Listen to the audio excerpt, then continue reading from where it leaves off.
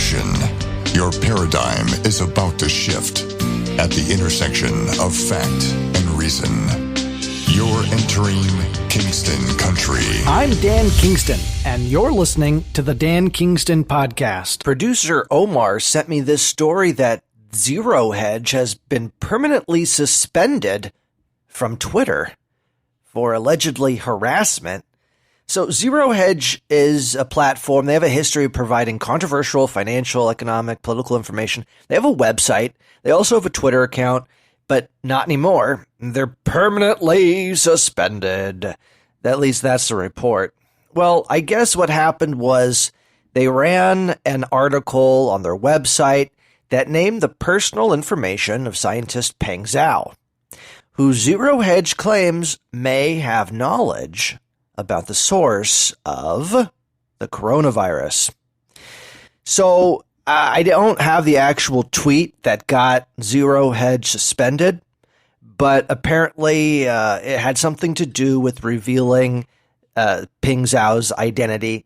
Although, to their defense, the identity is public, phone number, email address. Zerohedge didn't disclose anything that wasn't publicly available. That's according to Zerohedge. So they're a big trusted source of insider information, and people are alarmed. If Zerohedge can just be taken off Twitter like that, anybody else can. I ran a podcast episode about shadow banning, and I also talked about how Twitter just arbitrarily suspends people, and sometimes permanently so. It seems sometimes like they're making up the rules as they go along. But let's examine this piece that got Zerohedge in trouble. It may have been the tweet, but the tweet was related to this article. And the article is titled, "Is This the Man Behind the Global Coronavirus Pandemic?" And then there was a picture of Peng Zhao in that article. The article's still up. Twitter can't take down the article because it's Zerohedge's website. I don't know what Comcast or their server might, in the dystopian future that we live in today, which is a modern day dystopian future, right? Soylent Green is now in many respects. Well, in that kind of situation, who knows? Could Zerohedge's website be taken offline? But right now, the article is still up as of today, February 1st, 2020. And the speculation is that Peng Zhao may have released this lab-created virus himself, or at least might have knowledge about it. Why? Well, it's something we've discussed a lot on this podcast. We've spent a lot of time talking about the Level 4 biohazard lab. So I want to read you a quote from the article in Zerohedge, the piece, "Is This the Man Behind the Global Coronavirus Pandemic?" And here's a quote.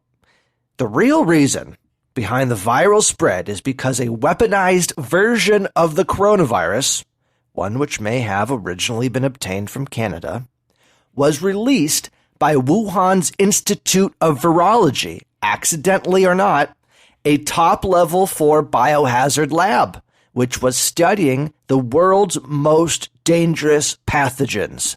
Doesn't that sound like something we've been talking a lot on this podcast? And hopefully you've been spreading this information with your friends and family, that this is just too big of a coincidence not to look closer.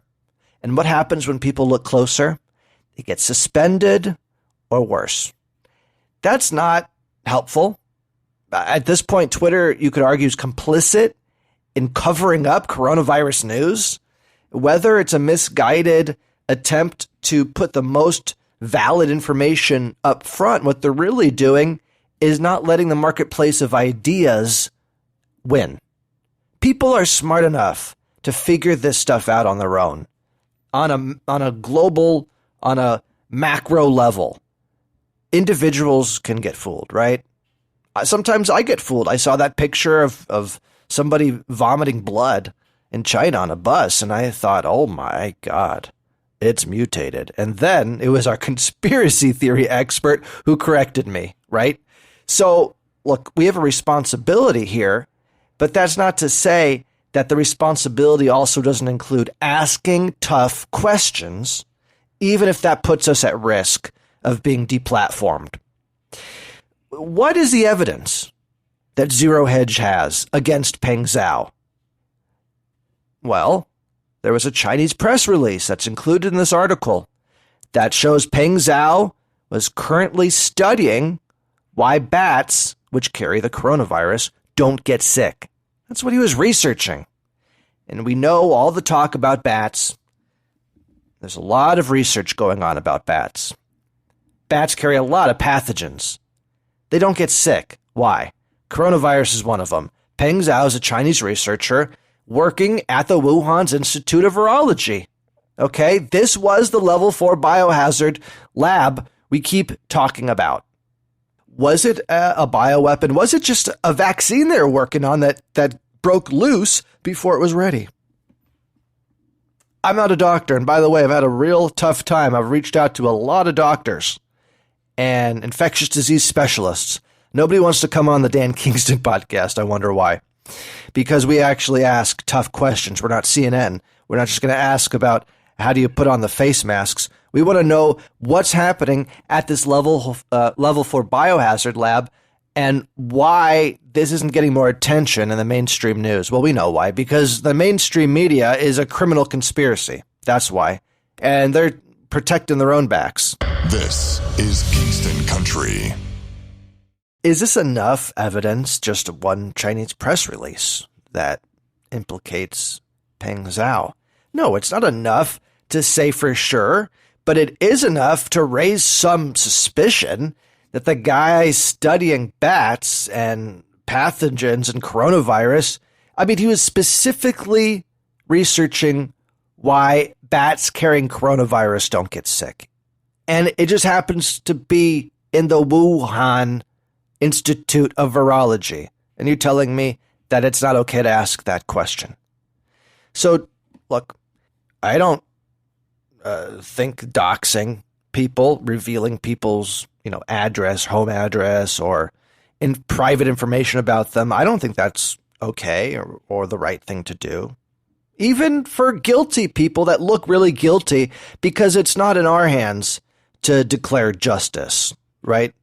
At least that's not how I see it. I don't want to live in that kind of society where people are just, taking justice into their own hands, okay?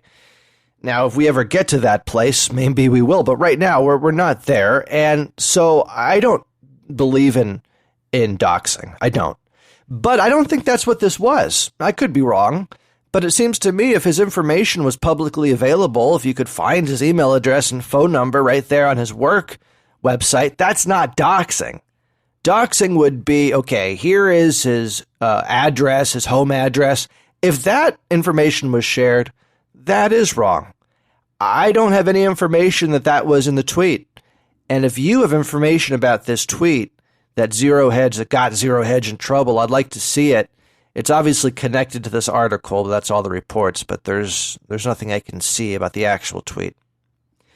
Now, I want to circle back around, to this figure, Charles M. Lieber, because we've talked about this guy also. He's the former chair of Harvard's Department of Chemistry and Chemical Biology, a nanotechnology expert, specialist, one of the guys doing nanotechnology in the world that you'd want. And of course, we talked about how he was recently charged by the FBI for covering up his affiliation with the Wuhan University of Technology. Okay, and the Wuhan University of Technology to pretend that it would have zero connection to the Institute of Virology, the biohazard lab. Of course they're connected. Of course. How? I don't know. But to pretend they're not in a communist country like that, everything's connected. Everything's connected to the top over there. Now, this raised a lot of concern over at universities, American universities. If Charles M. Lieber, do we have a Charles M. Lieber was the concern. Well, at Texas A&M University, more than 100 have been found to be involved with the Chinese talent recruitment program that Charles M. Lieber was a part of, fell victim to, if you can call him a victim. So even though there were 100 found to be involved, just recently they found this out to be true. Only 5 had disclosed their participation. So there's a lot of Liebers out there, Charles M. Liebers, who are secretly working with the Chinese. Now, is this for nefarious purposes or not? I don't know. I have to assume it is. According to the FBI complaint, China wants to be the number 1 superpower in the world, and they're breaking the law to do it by stealing our researchers, our scientists, bribing them, and doing all kinds of illegal witchcraft, you could say, to get it done. Of course, hacking is the 21st century witchcraft, I would argue. All right. Where do we go from here? Are you still going to be consuming the content from Zerohedge? Looks like it will be a little bit harder. You can't get them on Facebook. You can't get them on Twitter. You're going to have to get them on their website or follow the Dan Kingston podcast as well. And we'll continue covering the stories that get other people in trouble. Kingston Country. You've been listening to the Dan Kingston Podcast. Dan Kingston here. Are you fed up with the mainstream media? Do you want to support citizen journalism? The Dan Kingston Podcast is dedicated to asking questions and exploring topics the mainstream media won't touch. If you enjoy this content, would you help me give you even more? For less than $1 a month, less than $1 a month, you can help me do just that. And it's as easy as using Apple Pay or any credit card. And by the way, I'll be thanking sponsor names, your name, at the beginning of each podcast episode. So would you consider signing up for less than $1 a month? Find the link to become a sponsor in the description of this podcast episode or visit anchor.fm/Dan Kingston. Thank you in advance for supporting citizen journalism and helping me provide you with even more content. I really appreciate it.